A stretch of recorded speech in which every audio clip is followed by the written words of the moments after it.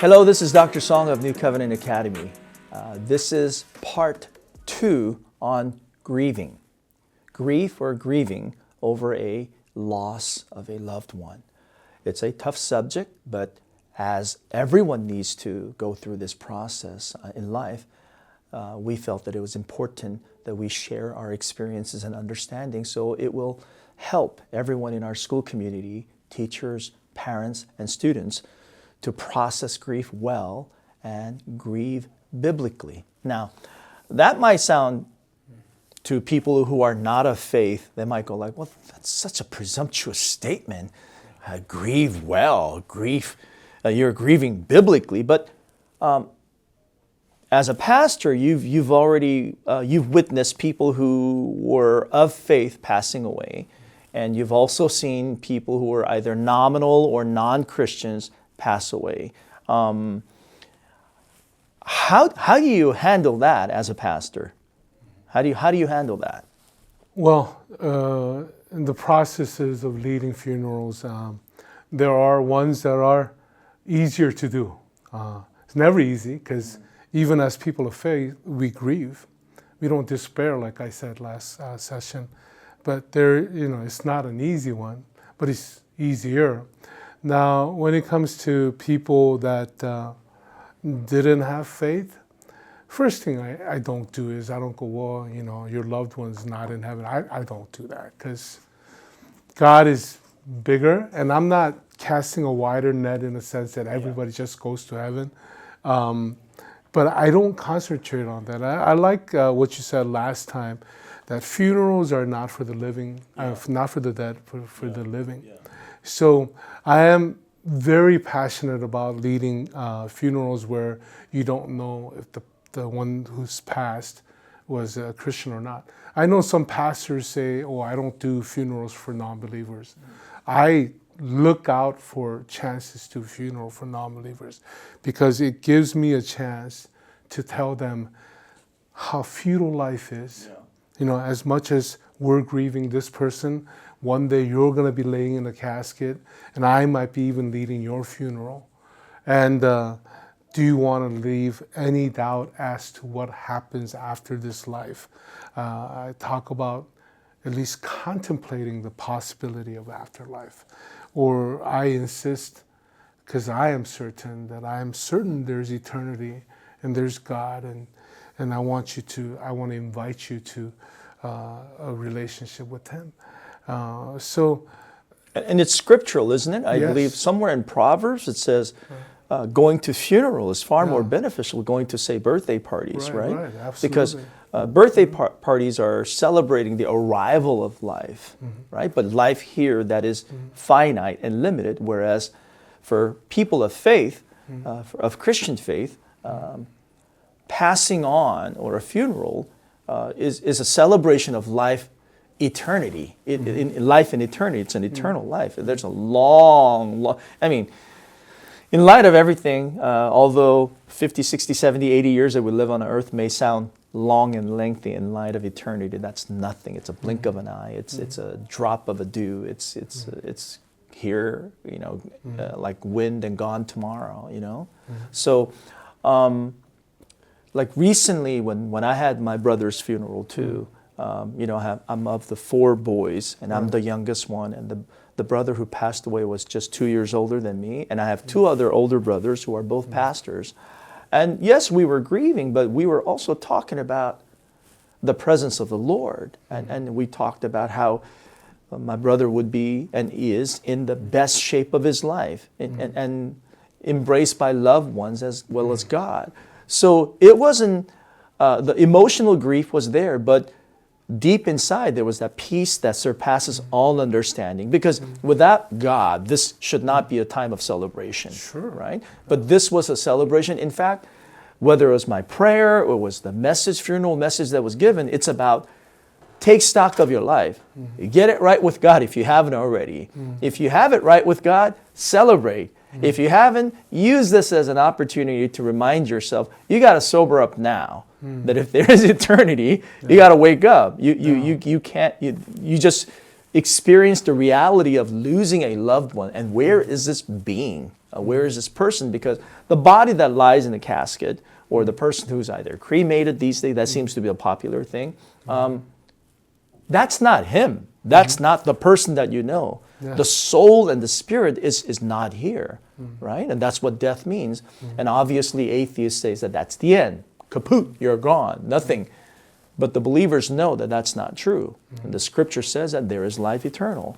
So it should be an opportunity, as you said, to encourage people to open their eyes to the truth and open their eyes and mind to the reality of eternity. Yes. Yeah, even Paul, right? Paul was a theologian, and he's sharp, and the way he communicates with people is very black and white. Yeah.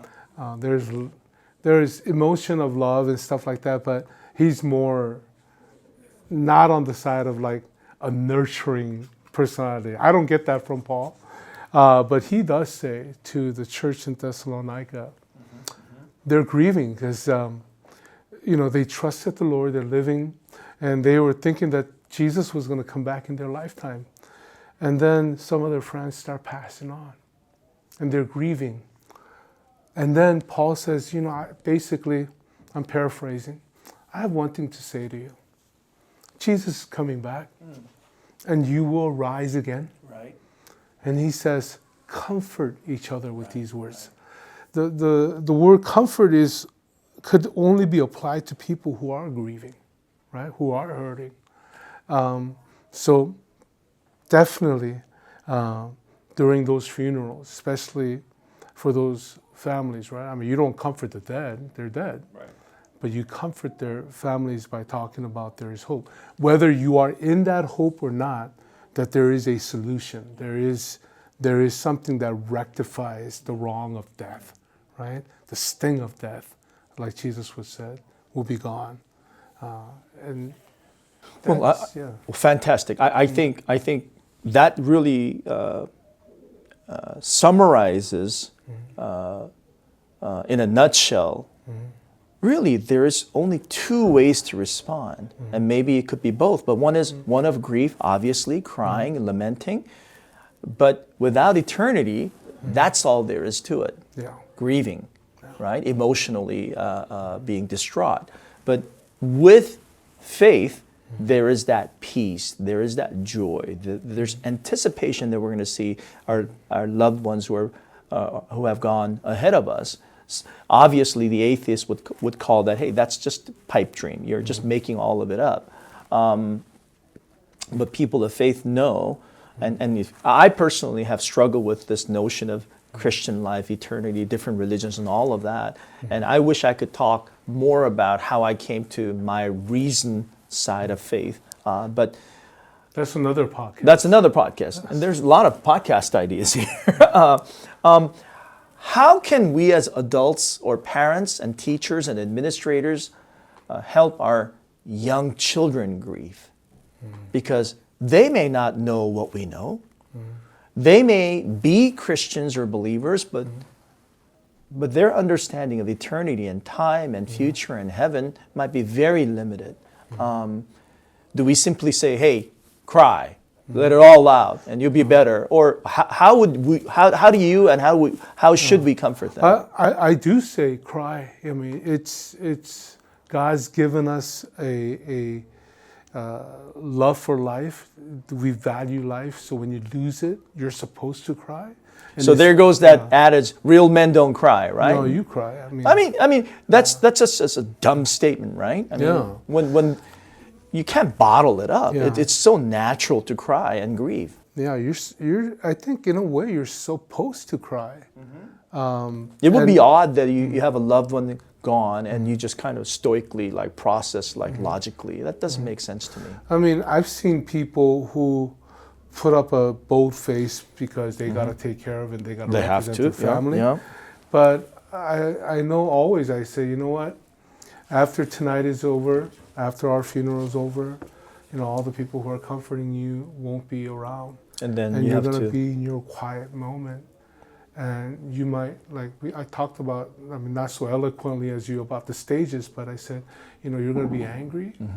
You're going to feel like it didn't happen. it's okay, you know. And the line I like, and I heard it somewhere else too, is that it's joy and despair are not counter to one another. You would think that it's adversarial, right? It's one or the other. But Christians could grieve yet have joy. Yeah. And it's kind of a mystery because like in the regular world, is you're happy or you're sad, right? You're rejoicing or you're grieving. But it's not like that when you know Jesus. Matter of fact, Jesus cried, and Jesus was a man, right? When death happened, when Lazarus passed away, think about this. Did Jesus know Lazarus was going to come back to life? Absolutely. But yet death made him cry. Some people say, well, he cried because people didn't understand, the meaning of death and stuff. Yeah. But I think he just emotionally cried. One of his best friends was dead. So as we talk about how we help our children go through grieving, is one, it's perfectly fine to cry. Yeah. And then what else would you recommend? Then I remind them, like for every one of us, that there is eternity. I had to explain to my son John when my father passed away, you're going to see him again, but you better make sure you know the same Jesus my dad knew, or you won't. So you better know him, because if you want to ever see him again, that's the way to do it. Yeah. And I don't know if that made an impact right away, but I certainly know that John knows Jesus. So that's, I think that's the only answer, whether young or old. How do you feel about being plugged in the church or the community where that message is supported and reiterated, rather than, say, being surrounded by people who go, man, this is it, you only live once, like this is the end. That person who died, hey, they lost on all the opportunities, so make the most of today. I think people take carpe diem the wrong way, right? Seize the day to do great things, not seize the day to be selfish. Or YOLO, that as kids that's say. That's right. Do whatever you want, right? Yeah. Like you only live once. I don't think generally, naturally, people believe in that philosophy, you only live once. Yeah, it's almost like you're faking yourself. Yeah, right? Definitely. I tell you what, we're sitting here, Dr. Song and I are the same age. We're nearing 60. Speak for yourself, but that's okay. So, Why do you have to reveal that? Dr. Song's going to probably live a little longer than me because he's more healthy than I am. But more than likely... No one knows for certain. Right. More than likely, in 30 years, you and I are not going to be here. Probably not. 30 years, yeah. Maybe 20 years, or maybe for, who knows? Who knows? But you and I, we know there's something beyond this, so Yes. there is no hurry to live out this life. But I tell you what, I'll give you an example. I coach girls basketball at our school. So our kids don't like drills, when they have to do shooting drills, dribbling drill, passing drill, they're like, oh, can we just, when I say, okay, 10 times, they go, no, let's make it fun, right? So when we have little time left over at the end of practice, I let them scrimmage, which they like, playing basketball, basically. So they always try to bargain with me. I don't want parents waiting outside, so I said, hey, we're going to finish up by 4:15, 4:20, so that when you get dressed, right. They're here and you can leave. And they go, no, let's play until 4:30. My mom could wait. I said, no. So, but when they're playing, they're keeping score, going back and forth. And then, like, it's getting close to 4:15. I said, there's 1 minute left. Then they start playing hard, throwing the ball at the basket. They miss, of course, but, they go all out, right? Now, Jason, if I didn't think there was eternity, Jesus. Yeah, that's what you would do. I wouldn't be doing what I'm doing. I wouldn't be wasting my time doing podcasts for others. I would live for myself. I have only... isn't that what Apostle Paul said? If there is no resurrection, if there's no eternity, Christians are the saddest group of people because we lose out on everything that this world offers, right? So, and then I see people who are not of faith not doing that, trudging along, basically doing the same thing. so I wonder if they really believe that you only live once. You have to take life by the horns and just, do all exciting things that excite you. But people don't do that. I think naturally there's a tendency of understanding that this isn't all it is. I think that yearning is what we would consider as the God hole in our hearts. And the point about being connected to the community, I think, is very important.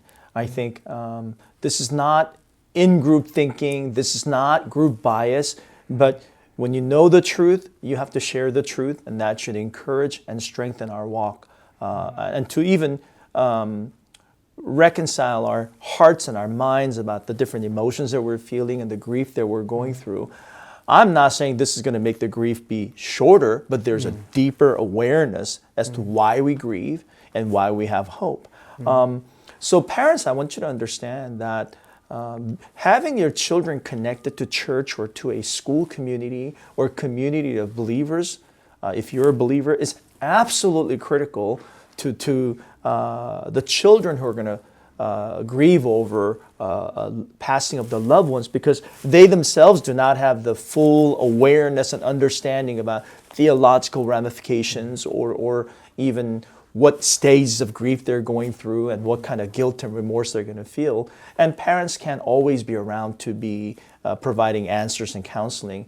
And sometimes I think there is a role, say a pastor or adults that are not parents or even professional counselors, the role that they could play in supporting young people going through grief. They don't have to go it alone. I think that's the point that I'm trying to make, that they don't have to go it alone. You don't just tell the child, hey, get over it, tough, get on with the life. It's hard. It's hard for adults, and I can't imagine why we would throw that kind of put our kids in that situation.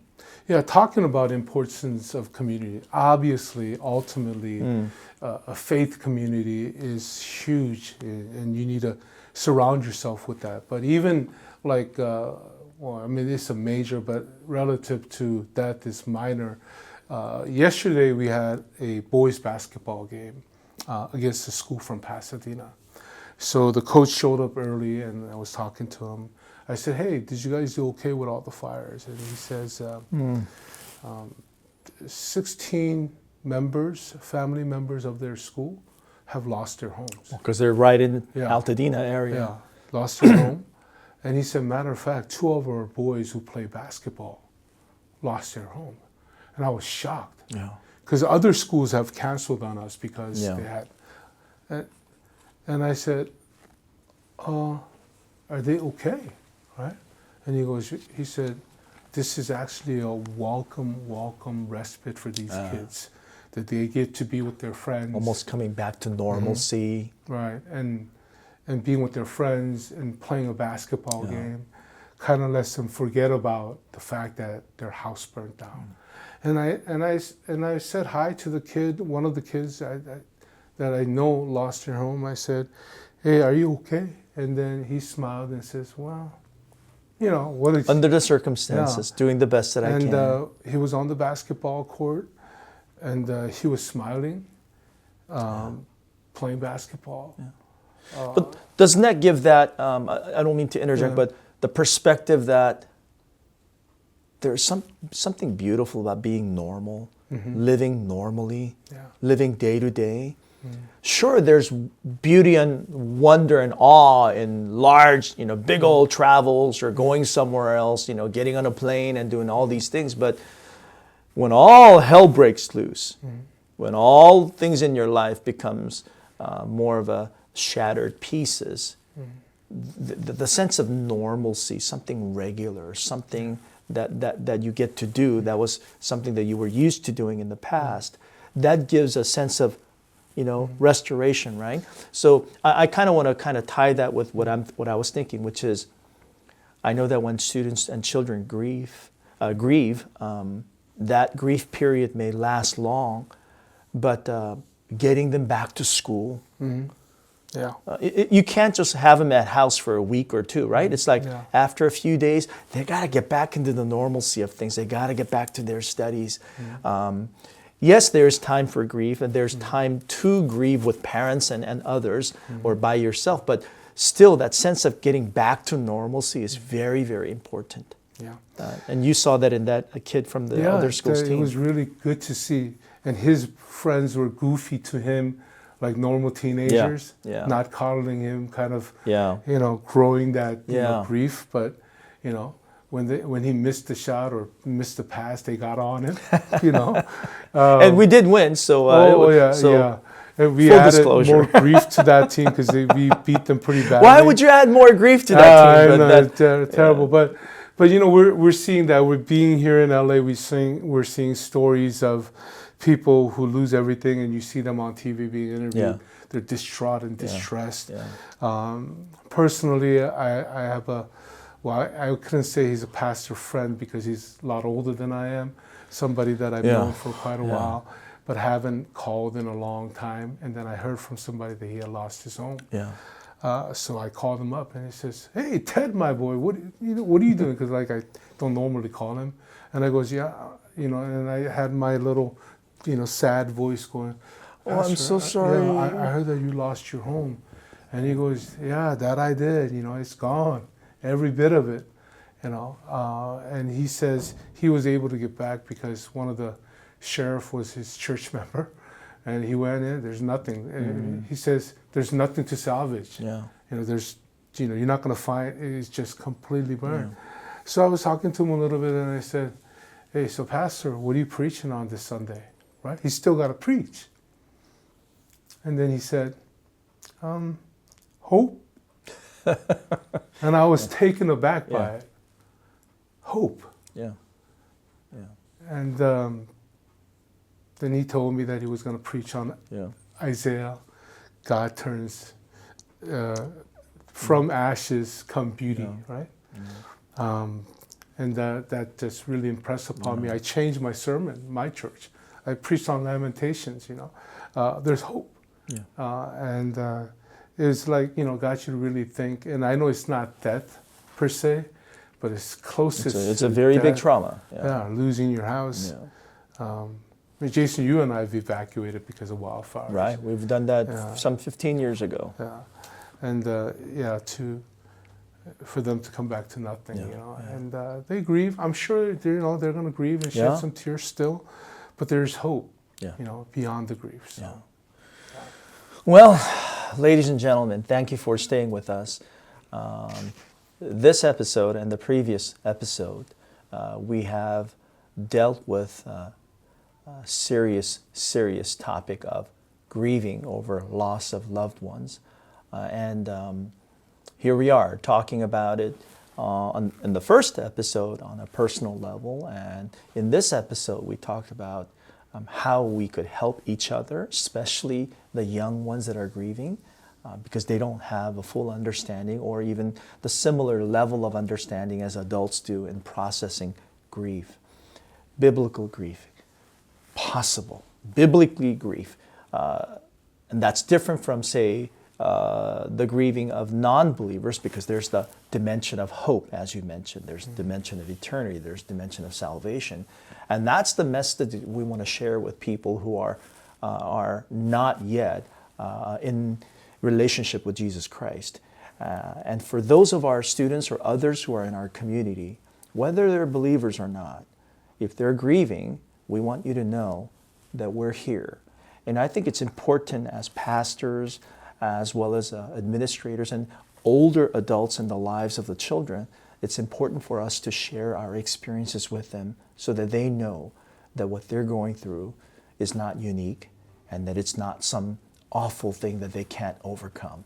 And that we are here because we've already experienced what they are going through, and that we came through that and we came out of it and intact and, in fact, more optimistic about what lies ahead. So this has been a highly unusual topic of our podcast. Normally we talk about education, how to, study well, or how to take better notes and how to write good papers, why teachers go through training, why we need to manage time. But when certain tragedies happen in our lives, it requires us to take a step back and have a a serious conversation about almost abstract and surreal concepts like death and grief. So thank you for joining us, and I hope this has been helpful to you. I think you saw Pastor Ted's heart in it, and I know that as a pastor, he sees not only the passing of his own family and the loved ones, but so many other people, such as believers in his church, his congregation, and then other people who are in need of comfort in the moment of their loved ones passing. Thank you for paying attention to this, and thank you for grieving well. Thank you for teaching your children to grieve well. And once again, do know that we're here to support our community if we're called upon. Thank you for joining us, and God bless you. And this has been Pastor Ted and Dr. Song of New Covenant.